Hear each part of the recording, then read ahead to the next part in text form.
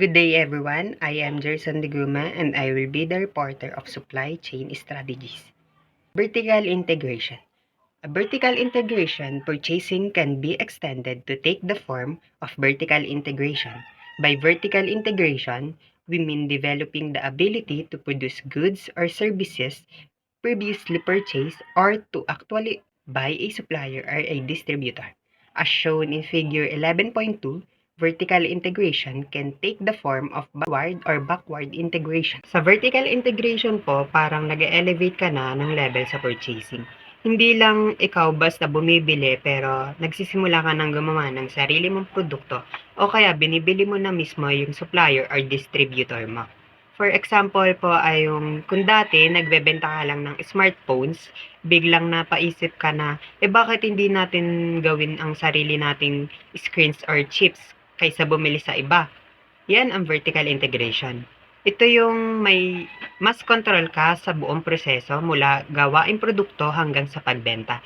So, parang hindi na lang puro shopping ang ginagawa mo, pero diretso ka na sa paggawa at pag-own ng buong supply chain.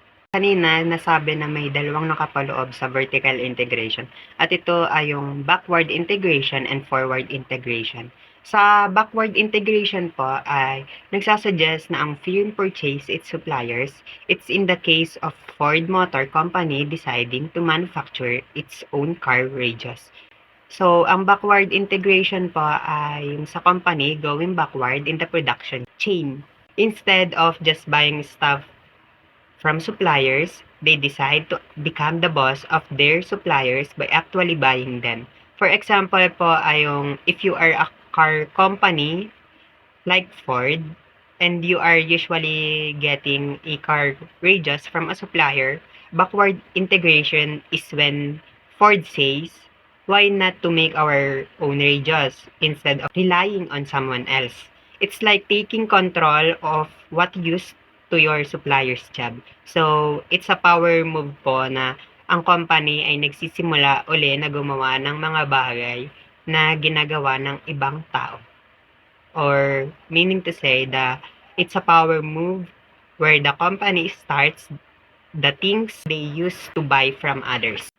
Next one is forward integration. A forward integration suggests that a manufacturer of components make the finished product. An example is Texas Instruments, a manufacturer of integrated circuits that also makes calculators and flat screens containing integrated circuits for TVs. So, ang forward integration pa is like a company saying na we're not just making parts, let's make the whole thing. So, ang example po nito ay ang Texas Instruments, which usually make tiny circuits, decides why not make the entire calculator or flat screen TV ourselves. Sa kanila daw po. It's about going from make pieces to make the whole finished product. The next strategy is Keiretsu networks. A Keiretsu is a Japanese term referring to a business network made up of different companies, including manufacturers, supply chain partners, distributors, and occasionally financiers. So, ang Keiretsu po is like a Japanese business squad where a different companies team up manufacturers, supply chain, distributors, and minsan po ay nag-a-allow din po ng money people. And they work together like a family, sharing resources, and nagtutulungan po sila kung paano gawin yung isang bagay. Keiretsus work together, have close relationships, and sometimes take some equity stakes in each other, all the while remaining operationally independent. So, ang Keiretsus in Japan are like business buddies po, yung katulad kanina. They work together, have close ties, and might invest a little in each other. Para po, yun nga po, nagtutulungan po sila doon. But here's the key po na they still run in their own business independently. Yun po yung kaibahan sa kanila. It's like having a supporting friends in business without giving up in your own boss status. Ang last strategies of supply chain strategies ay ang virtual companies. Ang virtual companies is the limitations to vertical integration are severe. Our technological society continually demands more specialization, which complicates vertical integration. Moreover, a firm that has a department or division of its own for everything may be too bureaucratic to be world-class. So rather than letting vertical integration lack on organization into businesses that it may not understand or be able to manage, another approach is to find good flexible suppliers.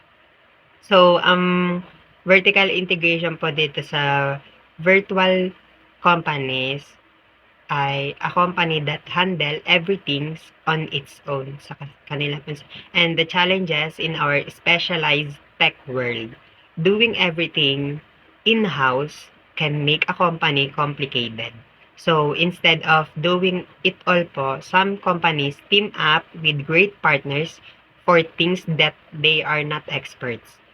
It's a smart way to stay on top without getting too twisted up. Apparel business provides a traditional example of virtual organizations. The designers of clothes seldom manufacture their designs. Rather, they license the manufacturer. The manufacturer may then rent space, lease sewing machines, and contract for labor. The result is an organization that has a low overhead, remains flexible, and can respond rapidly to the market. So, imagine po na ikaw po ay nasa fashion world.